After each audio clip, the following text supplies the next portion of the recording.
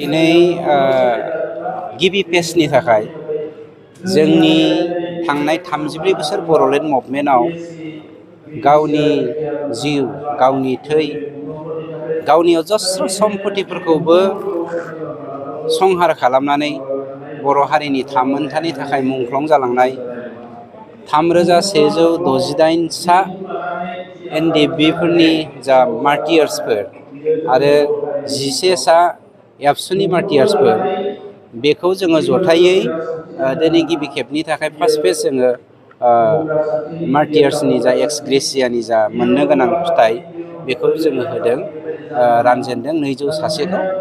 दा गुबै खोथाया जादों मानसिनि जिउखौ जोङो 5 लाखजों बायनो हाया, खिन्थु बिनि आत्माया, बिनि न'खरा गावनि हारिनि थाखाय जिखिनि दान होदों बेखौ जोङो बायजोबनो हायाबाबो बिथांमोननो माबा मोनसे हारिनि थाखाय मावनाय हिसाबै सिन हिसाबैसो जोङो बे एक्सग्रेसियाखौ होनाय जादों।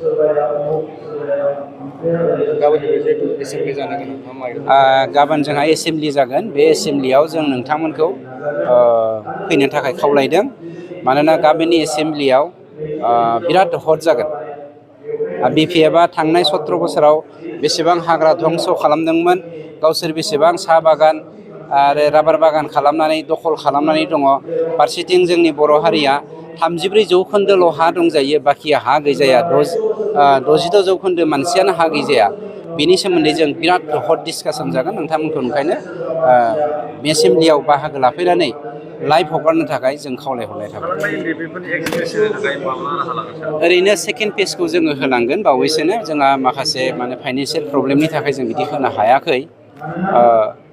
जोङो चिफ मिनिस्टारखौ खावलायदों, आसाम गभर्नमेन्टखौ थालांनाय जेसेबांखिनि दंबावो बेखौ सेकेन्ड पेजआवनो होजोबनांगौ होननानै।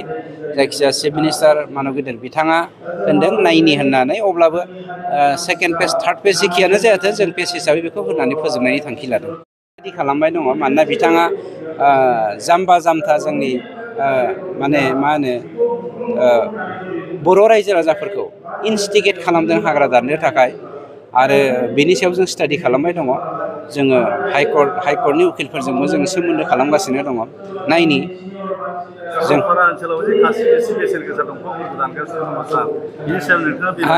बेनोथ' मेन खोन्थाया। हाग्रामाया जुदि इन्सटिगेसन होनो हायोब्ला हाग्रा दाननो, बै सरलपारा हाग्रायाव मानसिफ्रा, सिखावफ्रा दंफां दाननो साहस जाखागोन। हाग्रामानि दिनावनो हाग्राखौ ध्वंस खालामदों आरो दिनै जोङो होबथानानै नागिरनायखाय बिथाङा खुसि गैया। बिथांनो मालाबाबो सान्थि नाङा। सान्थि नाङैखायनोथ' बिथांमोननि थुनज्लायनायाव मोनसेनि उनाव मोनसे, मोनसेनि उनाव मोनसे दिनै आफाद सोमजिगासिनो दङ। आरो प्रमाना बेनो, बिथांमोननि 3 बिपिएफनि दैदेनगिरिफ्रा दाखालिसो जेल जादों मानसिफोरखौ आफादानो इन्सटिगेसन होनायनि थाखाय। आरो बेनिफ्राय देरसिन मा प्रमान नांबावो? बिथांमोना सासे दैदेनगिरिया हाग्रा ओनसोलाव जे न' लुनानै दोनफिननायनि खोथाखौ बुंदों, हाग्रामा महिलारिनि बेसेबां गनायथावना? बेखौनोथ' जोङो हाइकर्टआव केस होनो थांगासिनो दङ। एनडिएफबि, एक्स एनडिएफबिनि जा मोन्थाय, बे मोन्थायनि सायाव बिथाङा माबायदि मोन्थायनि बाथ्राखौ बुंदों आं मिथिया। सोरनिबा बाला गुदुंखौ सरकारा दै लुनानै फिसिजोबनो हाया, खिन्थु जाखिनि मोन्थाय दङ बे मोन्थायखौ पर्यायक्रमे इमप्लिमेन्टेसन खालामनाया, क्लजफोरखौ इमप्लिमेन्टेसन खालामनाया जोंनि दायित्वखाय जोङो मावलांगासिनो दङ। खिन्थु बियो ओंखामजों दै लोंनाय बायदि नङा दि सोरबा लुबैबानो सानसेजोंनो जानाय, बा सोरबा लुबैबानो खुसेंग्रा जावनाय बायदि खदालनैसो जावबानो गासैबो बुस्थुखौ मोननाय बायदि राव नङा। गतिके अनजलि दैमारिया मोनसे पलिटिकेल पार्टिनि नेहाथारि, बियो बिपिएफनि नेहाथारि हिसाबै पलिटिकेल लाबालाबनि थाखाय बिथाङा बायदिसिना डायलग होगोन। डायलगखौथ' जोंबो होनो हायो। दानिया गुबै खोथाया मोनसे, आंबो नायदों बिथांनि मैया बाइट होनायखौ, सान्ति होनदों, खिन्थु सान्ति लाबोनो हायाखै होनदों। बिपिएफनि समाव अनजलि दैमारिया गावनि हिसाब होनो हायो। बिथाङा बे समाव बिपिएफआव गैयामोन। बर' वुमेन जास्टिस फरामनि सासे आफादगिरि हिसाबै बिनाव रेकर्डआ दंजोबखायो। थांनाय 17 बोसोराव बेसेबां हाजार बर'आ जिउ खहा खालामनांखो, आरो हारिजों हारि दाङाबाजि जानायजों लोगोसे मोनसे हारिया मोनसे हारिखौ नायलायनो हायि समादि बै समावसो जादोंमोन। बिथांनिनो पार्टि बिपिएफनि समाव जे असान्तिमोन, आरो बै बिपिएफनि दैदेनगिरिफ्रा दिनै सान्ति नांगौ होनना गाबख्रावनाया लासिं सिं बाथ्रा।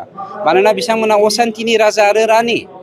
दिनै सान्तिनि बाथ्रा बुंनो बिथांमोननि खुगायाव समाया, आरो बिथांमोननि सालायाव फैनाया फाब नांथावथाव। তাৰে NDP বুলি আমাৰ 11জন ছাত্ৰক কোন ল'ৰা ছোৱালীক মানে মিছআণ্ডাৰষ্টেণ্ডিঙত 11জন মানে এনকাউণ্টাৰ কৰা হৈছিলে। তেওঁলোকক আমি এপছুৰ মাৰ্টিয়াছ বুলি ধৰি লোৱা হৈছে, সেইটো আমি এড কৰা হৈছে। তাৰে প্ৰথম পেজ 201জনক আজি আমি মাৰ্টিয়াৰ্ছ একালীন দান হিচাপে মাৰ্টিয়াৰ্ছ ফেমিলিক এক্স গ্ৰেচিয়া হিচাপে আজি ডিষ্ট্ৰিবিউশ্যন কৰিছে। আজিয়ে প্ৰথম page, second page, third page তেনেকৈ চলি থাকিব। আমাৰ স্ক্ৰুটিনি হৈ আছে।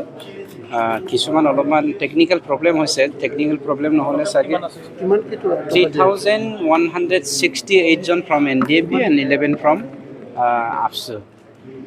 5 লাখে দিয়া হৈছে। 5 লাখে চব NDPৰ হয় আজিৰটো। ইয়াতে এপছুৰ বৰ্তমান 11জন এপছুৰ যি লিষ্ট আছে এইটো প্ৰথম পেজত সোমোৱা নাই, নেক্সট পেজত সোমাব নিশ্চয়।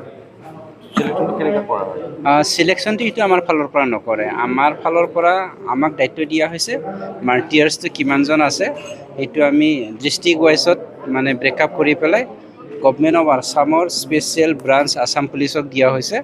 তেওঁলোকে ইউনিফাইড কামাণ্ড, তেওঁলোকৰ এটা গ্ৰুপ আছে, তাৰ পৰাই চিলেকশ্যন কৰি পেলাই তেওঁলোকে পঠিয়ায়।